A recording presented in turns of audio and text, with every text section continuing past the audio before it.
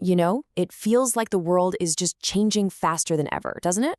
Welcome to This Explainer. Today, we're going to explore how the massive transformations sweeping across our world are ultimately navigated through our deeply held systems of belief. We'll be unpacking Dr. Susan Edwards' really fantastic source essay, Transformations, Acknowledging, Assessing, and Achieving Change. And we're going to put a special focus on her captivating insights from the Theme 9 essay about how our core beliefs actually shape our reality. So here's our quick agenda for today. First, a world in constant change. Second, the belief system filter. Third, finding unity in difference. Fourth, division and historical memory. And finally, transforming through dialogue. Let's jump right in. Section 1. A world in constant change. The macro view of global shifts. Dr. Edwards actually kicks things off by referencing Bob Dylan's 1963 anthem, The Times They Are Changing. And while Dylan was writing about the rapidly fading order of his own era, the truth is, human society is still in this constant, rapid state of flux today. To really grasp the immense scale of this change, just look at the natural world. The source highlights photographer Joel Sortor. He embarked on this massive 25-year project, literally spending 12 years traveling the globe just to capture 7,000 rare animals in human care. His haunting question was basically, how can I get people to care that we could lose half of all species by the turn of the next century? He realized that getting us to look into their eyes is really the only way to make us care before they go extinct. Because ultimately, we and the animals are all part of this transforming global network. And this transformation touches absolutely every sphere of human existence. I mean, the source text shows us how the digital revolution has led to a Wisconsin company literally embedding microchips into their employees' hands instead of using company badges, all in this push for a cashless society. Crazy, right? But at the exact same time, technology is completely transforming arts and entertainment. You have global platforms like SoundCloud allowing really unique independent artists from French Algeria to Singapore to bypass those old corporate structures and reach massive audiences directly. We're also seeing massive economic shifts transforming our day-to-day lives. Get this, in the year 2000, there were 10 major US airlines. Today, there are just 4, and they control a staggering 83% of the market.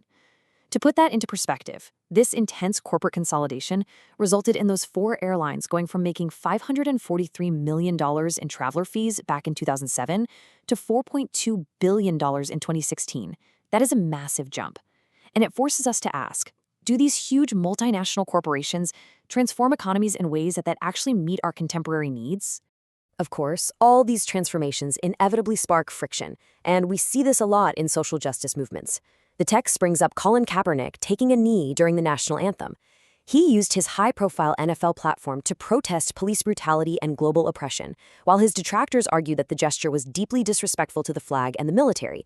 Now, without taking a side, the source uses this cultural flashpoint to introduce a really vital question for us. How is society transformed when we engage in, or on the flip side, entirely ignore respectful dialogues about our differences? Which brings us to Section 2, the belief system filter, processing our reality. So, with all this relentless, rapid global change happening across economics, technology, and society, how do we actually filter, process, and make any sense of it all? Well, this is the core of the Theme 9 essay. What exactly is a belief system? As it's defined here, a belief system is a set of agreed-upon ideas that helps individuals create a sense of community and form relationships with one another. Basically, in a world full of noise, data, and rapid transformation, these systems are our anchor. They're the frameworks we use to find meaning. The absolutely crucial point here is that these belief systems act as an ever-present, unavoidable filter. Whether we realize it consciously or unconsciously, our beliefs dictate how we view every single transformation happening around us. They literally guide every action we take, every reaction we have to the morning news, and every interaction we have with our neighbors. Let's move to Section 3, Finding Unity in Difference, Archbishop Tutu and the Dalai Lama. We're going to look at how different belief systems, rather than isolating us, can actually forge powerful unity on a global scale. The text highlights a fascinating series of interviews between 2 global icons. First up, Archbishop Desmond Tutu. As a native of South Africa, he intimately knew the oppressive belief system of white supremacy under apartheid. Yet he intentionally chose a completely different framework. He stated, "Differences are not intended to separate, to alienate. We are different precisely in order to realize our need of one another. He actively chose a belief system built on unity and love rather than separation and hate.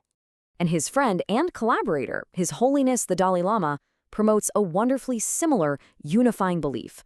Coming from a Buddhist tradition, he asserts that religion and philosophy should be simple and that temples should be found in our hearts and minds. Through all his global work, his belief system centers entirely on the inherent goodness of humanity, completely bypassing complex dogma. What's amazing is that despite coming from seemingly incongruous traditions, a South African Anglican archbishop and a Tibetan Buddhist monk, they find this profound common ground. Their intersecting belief systems perfectly align on the idea that finding joy is the ultimate way to achieve lasting happiness in an ever-changing world. It's such a beautiful testament to how our filters, when they're aligned toward empathy, can bridge incredible divides. All right, Section 4, Division and Historical Memory, the Monument Debate. We do have to look at the full picture here. As much as belief systems can build incredible community and joy, the source material explicitly reminds us that they can also create deep and sometimes really violent divisions. The text illustrates this starkly by pointing to the impassioned, ongoing debates over Confederate monuments in the American South. When different communities look at the exact same statue, their individual belief systems filter what they see in entirely opposing ways. The text asks, do these monuments represent Southern heritage, or do they represent a glorification of a society built on the institution of slavery? As historian Dr. Stan Dayton points out in the essay, what we're witnessing here is a profound clash of filters. On one side, you have the belief in preservation, protecting the historical memory and the values of the past. And on the other side, you have the belief in reevaluation, the idea of re-examining history as new evidence is uncovered or as societal beliefs evolve.